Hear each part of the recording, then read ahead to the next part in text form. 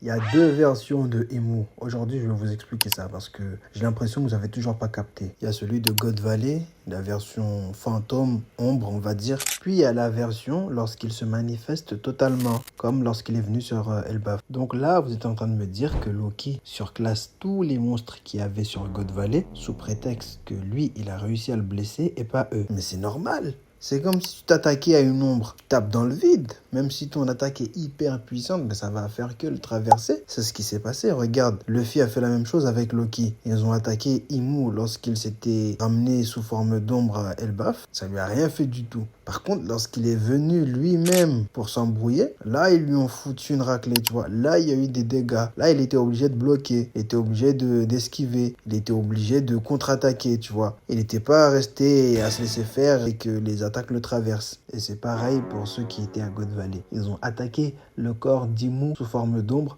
et pas son vrai corps à lui. C'est ça la différence entre les deux. C'est pour ça qu'eux, ils lui ont fait zéro dégâts. Parce que croyez-moi que s'il s'était ramené à God Valley complètement sous sa vraie forme, ah là, l'issue aurait peut-être été la même, mais il y aurait eu match. Il y aurait eu du répondant.